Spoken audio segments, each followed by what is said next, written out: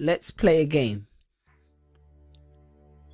You guess who used to work at the Gap?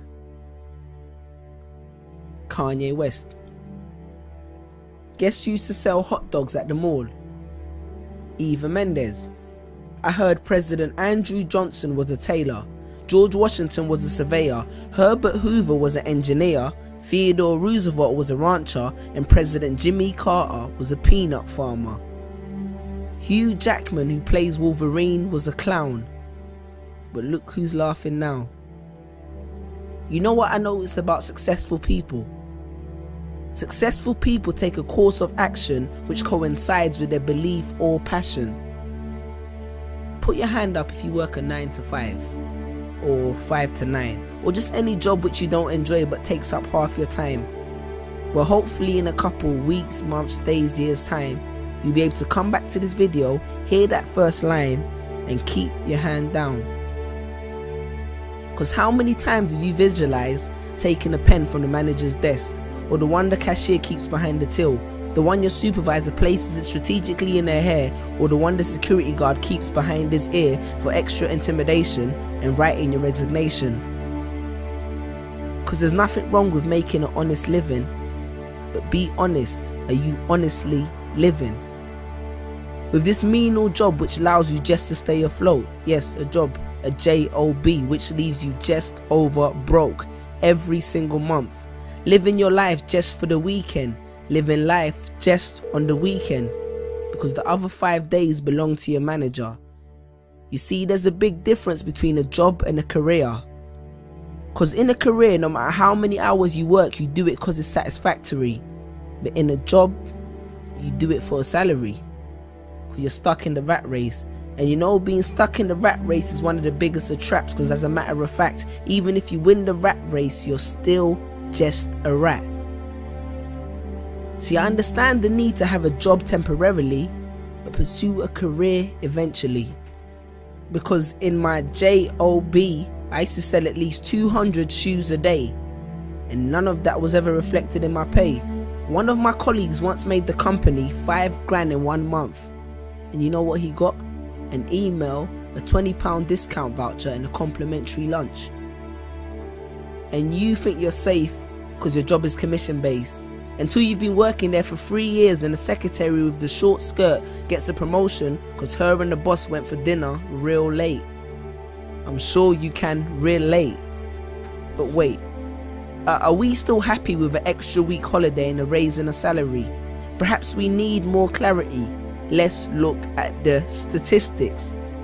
Because the Industrial Revolution was beneficial technologically, but it coerced a lot of people into factories for ridiculous salaries to benefit their families, and that shaped people's mentalities exponentially, and essentially it became the norm to work for someone else by the turn of the century.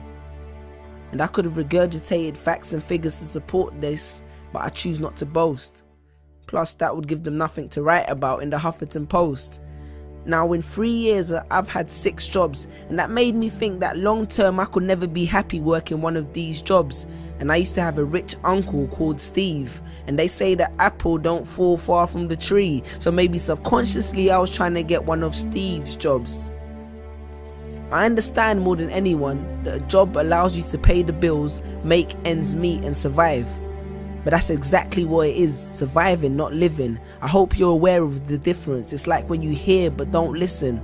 Because you can hear good advice, but if you don't heed it, it does no benefit to your system. The same way only knowledge with application is wisdom. I hope you're creating the distinction. Sean Corey Carter said it best.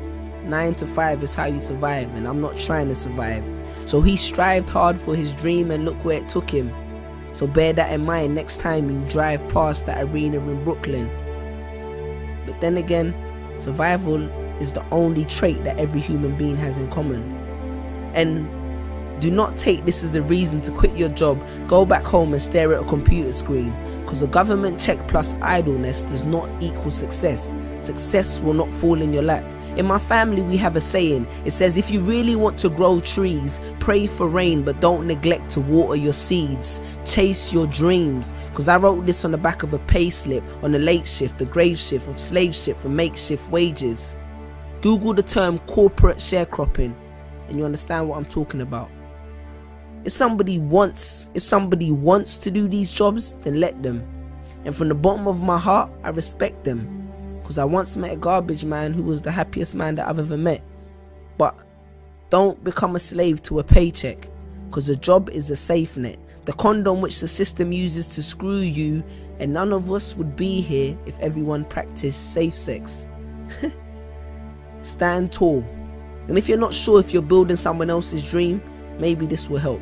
Jerry Giles said, "You will recognize your own path when you come upon it, because you will suddenly have all the energy and imagination you will ever need."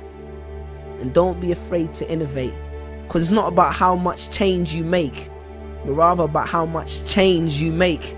Because a business that makes nothing but money is a poor business. So you decide what your life is worth, your passion or your paycheck. Because your playing small does not serve the world. Because what is our deepest fear? It's not that we're inadequate. Our deepest fear is that we are powerful beyond measure. Confucius. Choose a job you love and you will never have to work a day in your life. Peace.